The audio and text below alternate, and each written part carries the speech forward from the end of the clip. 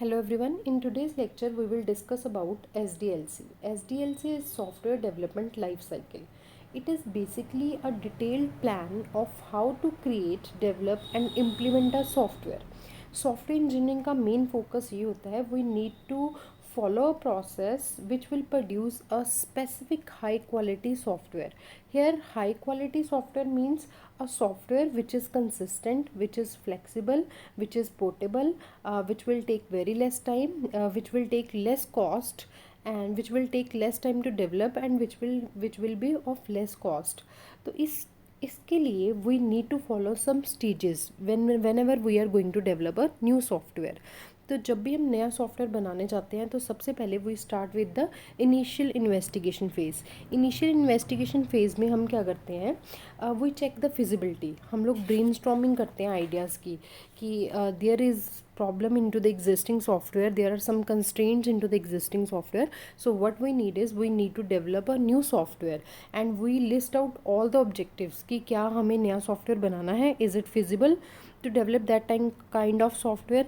तो उसके लिए we check the technical feasibility, economic feasibility, legal feasibility, operational feasibility and the feasibility is evaluated from developer as well as the customer point of view. Okay, so we are done with the feasibility part. Suppose is it feasible, it is feasible to develop that particular kind of software, maybe it is generic or custom or embedded software. So the next phase is our requirement analysis phase. In this phase, this is very important phase because in this phase we are going to understand the problem and then we are going to gather all the requirements, then we are going to analyze those requirements and finally we are going to specify the requirements. तो हम requirements की list तभी बनाएंगे जब हमें customer बताएगा कि उसे किस तरह का सॉफ्टवेयर जो है वो चाहिए. तो इसके लिए how we can gather the software requirements, we need to interview the customers, brainstorming करनी पड़ेगी, क्वेश्चनर्स फिल करवाने पड़ेंगे, हमें लिस्ट आउट करना पड़ेगा what are the functional requirements and what are the non functional requirements. तो वो सारा काम जब हो जाएगा then we will filter out which are the necessary requirements, which are the requirements which are of unrealistic type, उनको हमें prune करना होगा, उन्हें हम हटा देंगे. Then we will analyze okay these are the final requirements on which we need to work on. तो जब हम डिज़ाइनिंग फेज़ पे, नेक्स्ट फेज़ हमारा डिज़ाइनिंग फेज़ पे आ जाएगा. इस फेज़ में we will create the architecture of the system और उसके एलिमेंट्स कौन से होंगे. तो डिज़ाइनिंग फेज़ में हम दो तरह से डिज़ाइनिंग करते हैं. First we will do the logical design, conceptual design करेंगे हम सबसे पहले, जिसमें हम कंसेप्ट डिज़ाइन करेंगे. Okay these are the requirements, इसके अकॉर्डिंगली ये मेरा फ्लो चार्ट होगा, ये मेरा वर्क फ्लो होगा, ये मेरा वर्क ब्रेकडाउन स्ट्रक्चर होगा, मेरा डेटा ऐसा मूव करेगा, मेरी ये स्किल्ड लेबर है इस तरीके से काम करेगी और मुझे इस प्रोजेक्ट पे इस पर्टिकुलर फेज़ को कंप्लीट करने के लिए इतने लोगों की रिक्वायरमेंट है. तो मैं वो सारा जो वर्क फ्लो है मेरा वो सारा मैं कंप्लीट कर लूँगी. नेक्स्ट फेज़ मेरा आता है actual designing phase, that is called the development phase, when we actually build the software using some programming language and this will be done by some programming team. इसमें हमारा system analyst होगा, हमारा developer होगा, हमारी coding वाली team होगी जो इस पर काम करेगी. तो जो कोडिंग टीम होगी वो दैट शुड बी प्रोफेशनल, जिसे वो सारी स्किल्स आनी चाहिए तभी वो काम कर पाएगी. It might be possible that our team is not capable to complete all the phases, कोई भी एक पर्टिकुलर पार्ट सॉफ्टवेयर का, may be we need to take help from the external components, हमें थर्ड पार्टी पीपल हायर करने पड़े to develop that software, part of software. उसके बाद जो नेक्स्ट फेज़ आता है हमारा that is called testing phase. Testing phase is very very important because it is assumed that कि हमने जितने भी सॉफ्टवेयर प्रोजेक्ट की जितनी भी स्टेजेस को कवर किया है, अगर हम टेस्टिंग फेज़ में पास हो जाते हैं तो हमारा सॉफ्टवेयर जो है वो सक्सेसफुल होने वाला है. क्योंकि जो टेस्टिंग है that evaluates the quality of the software, it tries to find out the defects.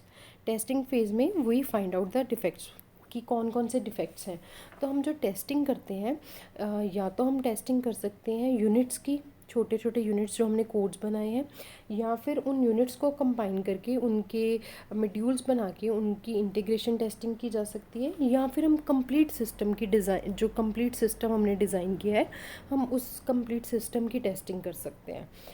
और लास्ट टेस्टिंग हम एक्सेप्टेंस टेस्टिंग कर सकते हैं कि whether at last customer will like the product और नॉट। ये तो नहीं कह देगा this is not the product which I actually want.